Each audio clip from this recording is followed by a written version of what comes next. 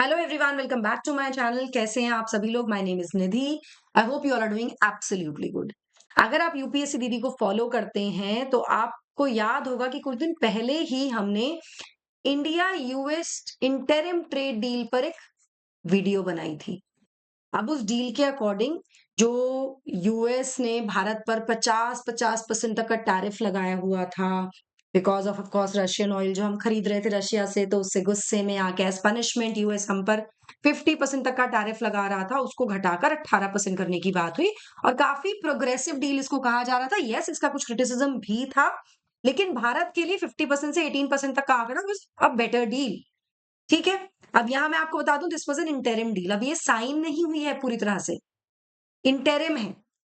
इसको लेकर एक और नया बवाल आ गया है। हुआ ये है कि ट्रंप के इस तरह जो टैरिफ्स लगाने का जो प्रोसेस है और जो ग्लोबल टैरिफ्स ट्रंप लगाते हैं, उस पर यूएस सुप्रीम कोर्ट ने एक जजमेंट दिया है जिसमें कहा गया है कि ट्रंप ये जो कर रहे हैं, जो टैरिफ्स लगा रहे हैं, पूरी तरह से इलीगल हैं, अवैध हैं। इनवैलिडेट कर दिया गया है उनके टैरिफ रिजीम को, जो वो बना रहे हैं ना कि भाई हम आपको इतना टैरिफ लगाना होगा, हम इतना टैरिफ देंगे। जो भी चल रहा है फिलहाल ट्रंप का टैरिफ्स का, उसको इलीगल घोषित कर दिया गया। यहां मैं आपको बता दूं कि इस सब के बावजूद, ये रिसेंटली हुआ है, मतलब आज सुबह की न्यूज है ये, ट्रंप ने इस पर अपनी प्रतिक्रिया भी दे दी और ट्रंप ने कहा कि भारत के साथ जो इंटरिम डील हुई है जहां पर 18% के टैरिफ की बात की गई है, वो नहीं बदलेगी। Nothing change in that. कुछ नहीं बदला है, यानी भारत को 18% टैरिफ पे करना है। तो यहाँ क्वेश्चन ये है कि अगर टैरिफ्स इलीगल थे तो इंडिया वाला डील कैसे वैलिड है? चलिए इसको बिल्कुल आसान भाषा में समझने की कोशिश करते हैं। लेकिन सबसे पहले हमें समझना होगा कि टैरिफ्स क्या होते हैं। टैरिफ समझना सबसे पहले इंपॉर्टेंट है। तो देखो, टैरिफ का मतलब होता है टैक्स। यानी अगर भारत से कोई प्रोडक्ट यूएस जाता है तो यूएस उस पे 18% तक का टैक्स लगाएगा। मतलब हमारा कोई भी सामान जो यूएस जा रहा है फॉर सेल, उसमें 18% का एडिशनल टैक्स लग के लगेगा और फिर उसके बाद वो उस रेट पर बिकेगा। मतलब कोई चीज 100 रुपए की है तो उस पर 18% का टैक्स लगेगा, तो वो 118 रुपए की बिकेगी। इस तरह से समझ लो इसको सिंपल भाषा में। ठीक है। तो ये पूरा मुद्दा था। इससे पहले जैसा कि मैंने आपको बताया 50% वाला एक पनिशमेंट हमको दी गई थी कि हम पर 50% तक का टैरिफ लगेगा एंड ऑल दैट स्टफ। उसके बाद ये 18% was a good change for India.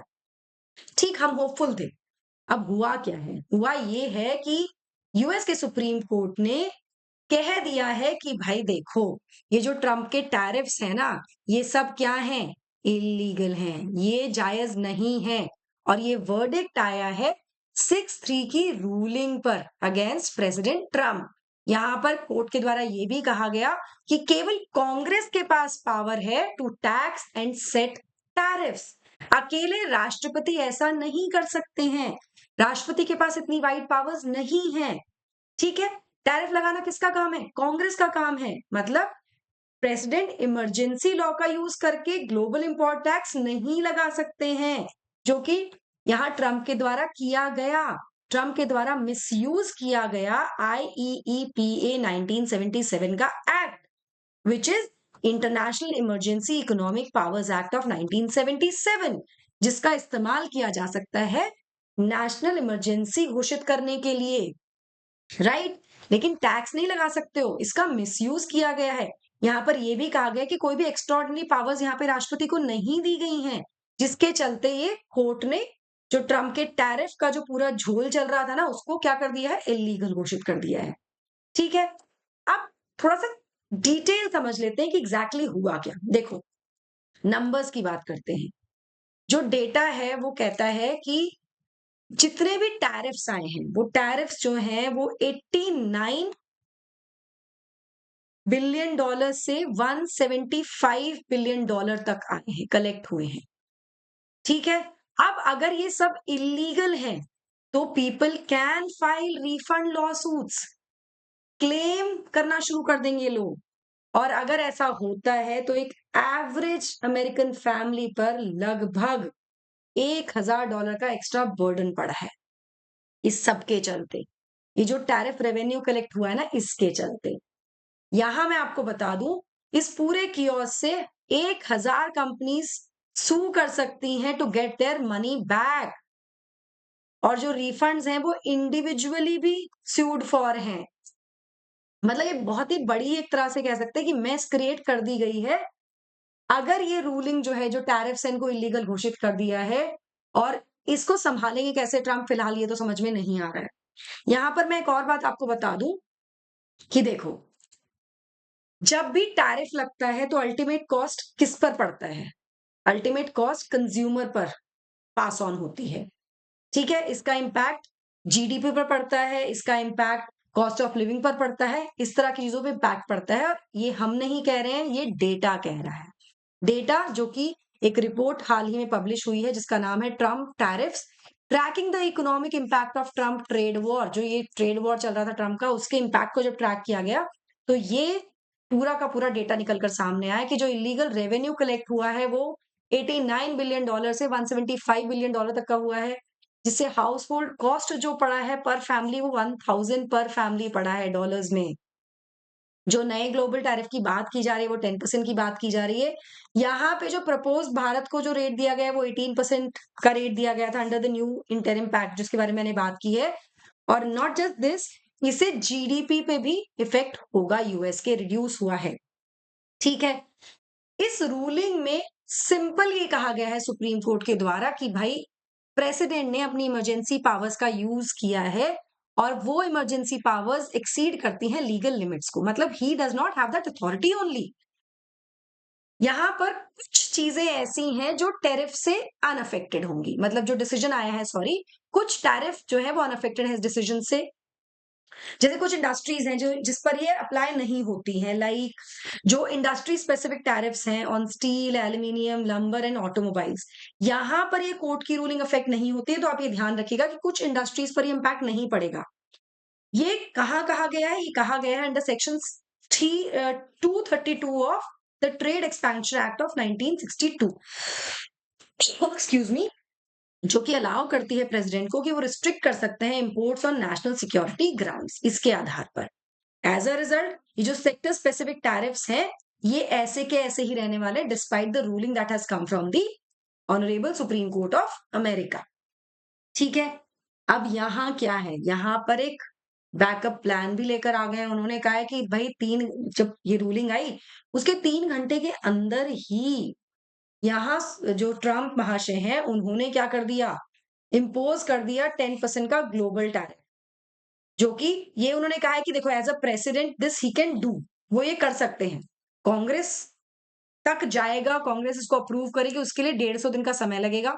Up to 150 days he can, this can be applicable. ये 24 फरवरी स्टार्ट हो जाएगा। यहाँ मैं आपको बता दूं कैच क्या है कि टैरिफ 5 महीने बाद एक्सपायर हो जाता है अगर कांग्रेस इसको एग्री नहीं करती एक्सटेंड करने के लिए।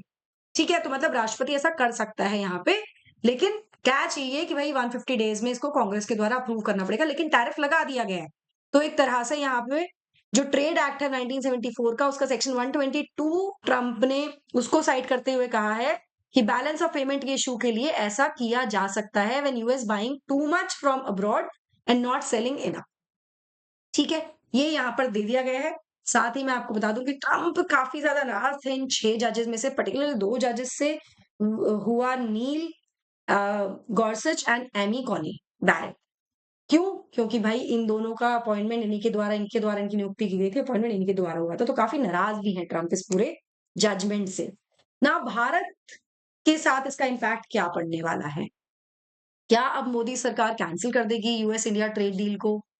इस पर ऑब्वियसली ऑपोजिशन ने अपना कुछ एक चीज ला के बोलना ही है, क्रिटिसिज्म होगा ही। यहाँ मैं आपको बहुत आसानी से, बहुत आराम से इंडिया का एंगल समझाने का कोशिश करती हूँ। तो देखो, इनिशियली हमारे सर पर 50% तक के टैरिफ का थ्रेट था कि 50% तक टैरिफ लगाना पड़ेगा, लगेगा हम पर।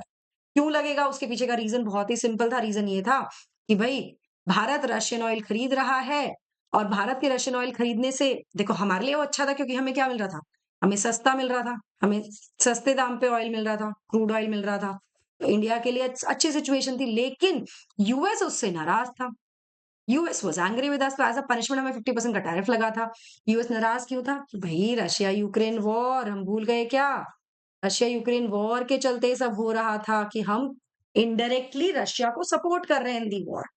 जिसके बाद यूएस ने सारा जो पनिशमेंट वाला सीन था हमारे साथ किया कि आप पे 50% तक टैरिफ लग जाएगा और ये थ्रेट हमको दिए जा रहे थे। ऐसी सिचुएशन में नेगोशिएशंस के बाद 18% पे आना, मतलब 50% सीधे 18% पे आना, ये कहीं न कहीं भारत के लिए ठीक था। लेकिन इसमें भी क्या चाहिए था कि बदले में भारत ने यूएस गुड्स को ज़ीरो टैरिफ एक्सेस दिया है। मतलब हमें तो 18% देना पड़ेगा टैरिफ, लेकिन जो यूएस गुड्स भारत में आएँगे, वो 0% पे आएँगे। यूएस गुड्स कोई टैक्स नहीं देंगे। तो इसको भी एक तरह से कहा जा रहा है कि भई थोड़ा-सा ये फ्लिप किया ट्रम्प ने, ये सारा सीन ना, कहा कि भई हमने थोड़ा-सा फ्लिप कर दिया इस सिचुएशन को, हमारे लिए फ्लिप जैसा था ये, ठीक है? नाउ यहाँ पर समझने वाली बात ये है कि जो इम्पैक्ट पड़ेगा, वो किस पर इम्पैक्ट पड़ेगा? एक्चुअल इम्पैक्ट कहाँ पड़ने वाला है? इन सब जो ट्रेड हुआ है, जो डील हुई है, किस-किस को फ़ायदा होने वाला है? देखो, textile industry, leather exports, MSME sector, chemical exporters, ठीक है? इन सब पर इम्पैक्ट पड़ेगा इस सब का। कुछ पॉजिटिव नेगेटिव भी हैं यहाँ, कुछ पॉजिटिव नेगेटिव पॉइंट्स भी हैं जिनको समझना ज़रूरी है। तो पॉजिटिव ये है, इस पूरे जो 50% टैरिफ कम हुआ है और जो 18% तक टैरिफ आया, उसमें क्या हुआ? ये देखो, इंडिया को 50% अवॉइड हमने कर लिया कि 50% टैरिफ नहीं लगेगा। वहीं एक ये था कि चलो हमें 18% देना है, कोई बात नहीं, और बिल्कुल जो यूएस है वो बिल्कुल क्या दे रहा है? वो ज़ीरो दे रहा है। मतलब यूएस ऑलमोस्ट ड्यूटी फ्री अपने एक्सपोर्ट्स कर रहा है। जो हम इम्पोर्ट कर रहे हैं यूएस गुड्स, वो बिल्कुल ड्यूटी फ्री होंगे, उनमें कुछ नहीं देना हमें, ठीक है? इम्पैक्ट मैंने आपको ऑलरेडी बता दिया है कि इम्पैक्ट पड़ने वाला है टेक्सटाइल, लेदर, एमएसएमई, इन इंडस्ट्रीज पर। अब इंडिया ऑलरेडी वियतनाम, बांग्लादेश और मेक्सिको से कम्पीट करता है। अगर उनके प्रोडक्ट सस्ते हैं तो इंडिया के मार्केट शेयर प्रेशर में आ सकता है। तो ये कोई शॉर्ट टर्म इशू नहीं है, ये एक लॉन्ग टर्म कॉम्पिटिटिवनेस का इशू है। अब ट्रम्प का काउंटर मूव हमने देख ही लिया, उसने क्या किया है। यहाँ पर हमें समझना ये है कि अब इसके बाद हमसे, मतलब हम किस सिचुएशन में जाने वाले हैं। यहाँ हमारे पास एक तरह से इस पूरे रूलिंग के बाद भारत क्या गेन कर रहा है? तो रिस्टोर कर सकते हैं प्रेडिक्टेबिलिटी टू ट्रेड। 3 घंटे के अंदर-अंदर ट्रम्प ने इम्पोज़ कर दिया नया 10% ग्लोबल टैरिफ, ठीक है? कोई भी इमरजेंसी शॉक स्ट्रक्चर या कांग्रेस लिंक ट्रेड प्रोसेस नहीं यहाँ पे लाया गया, ये भी बोल दिया गया। इंडिया के नए नेगोशिएटिंग एजेस यहाँ पर आ गए हैं, स्ट्रक्चर एंगेजमेंट होगा बैक टू इंस्टीट्यूशनल चैनल्स, और सप्लाई चेन जो ओपनिंग्स होंगी, वो होंगी over high risk Nations basically. तो अब हम अगर इसको डिटेल में समराइज करें, तो समराइज कैसे कर सकते हैं? हम समराइज कर सकते हैं कि देखो, सुप्रीम कोर्ट ने एग्जीक्यूटिव पावर को लिमिट किया है। इस पूरे मुद्दे को अगर आपको समराइज करना है कि एग्जैक्टली हुआ क्या है, तो देखो, यहाँ यूएस के सुप्रीम कोर्ट ने क्या किया? जो एग्जीक्यूटिव पावर है, यानी जो प्रेसिडेंट की पावर है, उसको यहाँ पर कर दिया लिमिट, ठीक है? लेकिन इससे ग्लोबल ट्रेड पॉलिटिक्स खत्म नहीं हुई है। इंडिया अभी भी क्या पे कर रहा है? इंडिया अभी भी पे कर रहा है 18% तक का टैक्स टैरिफ। यूएस कितना ले रहा है? यूएस 10% ग्लोबल टैरिफ अभी भी ले रहा है, और ग्लोबल इकोनॉमी एक अनसर्टेन फेज में है। सो क्वेश्चन यहाँ ये है कि क्या ये इंडिया के लिए स्ट्रैटेजिक विन है या एक लॉन्ग टर्म डिसएडवांटेज ये हो सकता है? मुझे कमेंट सेक्शन में इसको बताइएगा। क्या आपको लगता है? The comments are there, comment section is open for you to leave a comment about this. That will be all from my side. Thank you so much. God bless. Take care. Bye.